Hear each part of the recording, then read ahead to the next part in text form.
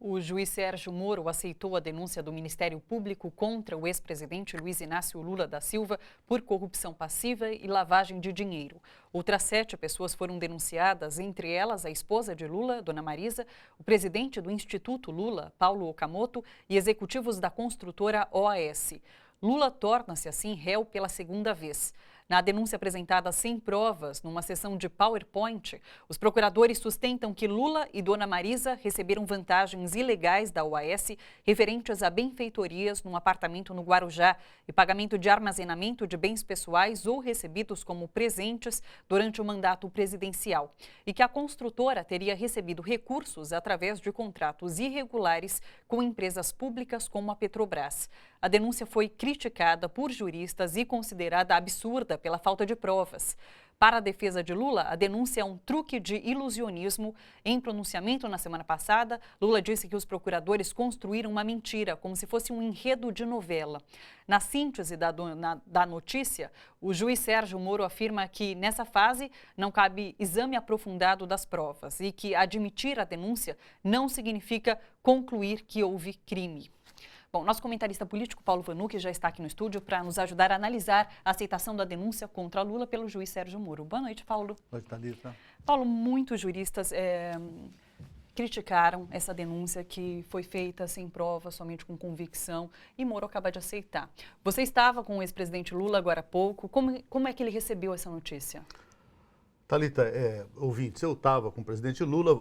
Terminando o comentário, eu volto lá para a atividade em que o Lula, ao vivo, faz uma teleconferência com Nova York, em que, coincidindo com o discurso de Temer, hoje cheio de contradições, o Movimento Sindical Internacional, a Sharon Burrow, que é a secretária-geral da Central Sindical Internacional, e advogados defensores de direitos humanos fazem um evento lá em Nova York, para divulgar entre os países participantes dessa Assembleia Geral, que se abriu hoje, o documento que Lula apresenta em Genebra, no Conselho de Direitos Humanos, Comitê de Direitos Humanos da ONU, pela violação dos seus direitos políticos por um juiz parcial. O direito a um juiz imparcial. Bom, e o Lula recebeu a notícia que é de 1h30 atrás, em cima da bucha.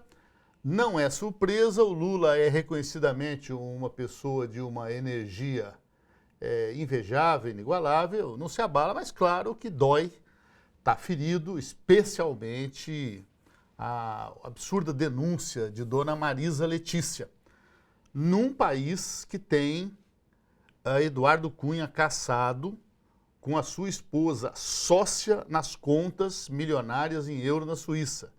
E Dona Marisa Letícia, todo mundo sabe, uma pessoa simples. Então, quando a gente fala em golpe, não é só o uso da palavra, não. É que o Brasil vive hoje uma doença nas suas instituições, porque é como se o aparelho de Estado, a elite que domina há séculos, resolvesse, olha, vamos dar um jeito, na lei ou na marra, para tirar o PT, tirar Lula, Dilma do mapa. Bom, Thalita, nós conversamos já outras vezes. Como é que funciona o direito no mundo inteiro? Deve funcionar segundo os padrões democráticos da ONU. Primeiro, há uma acusação. Segundo, há uma defesa. E o juiz é um terceiro elemento, que decide imparcialmente, ouvindo os argumentos dos dois lados. E no Brasil isso acabou, né? O Sérgio Moro, ele está fundido com a acusação.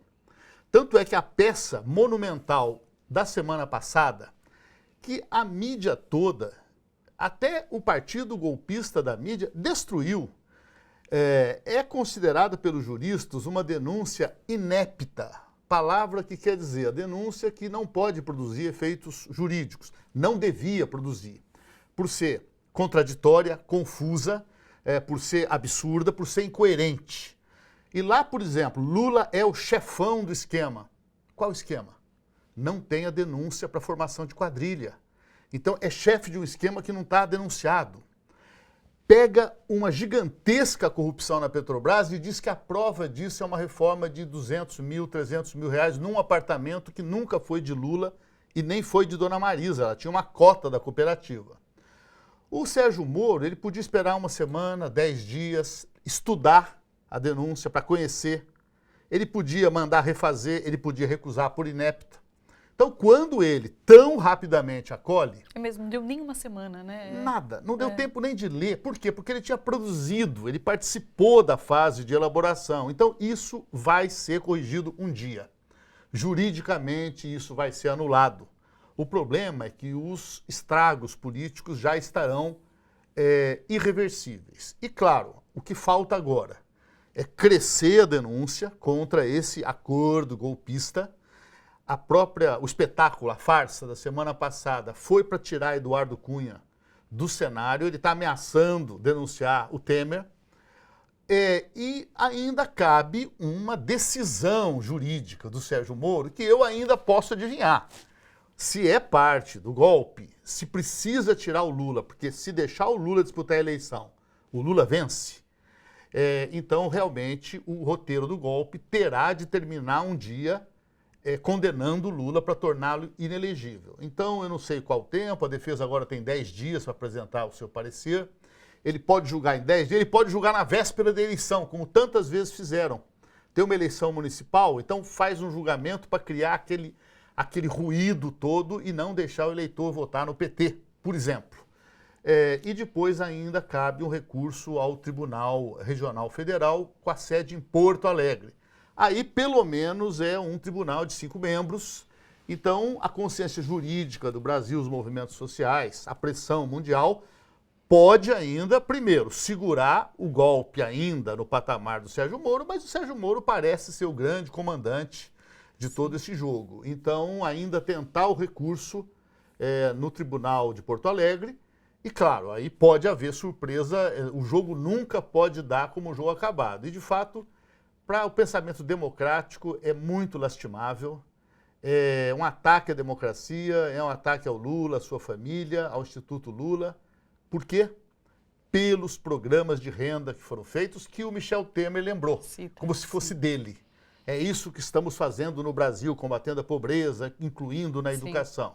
Então foi por fazer esses programas que o Lula ganhou o ódio dessa elite, que tem no Sérgio Moro hoje um grande instrumento. Claro. Paulo, obrigada pela sua presença aqui.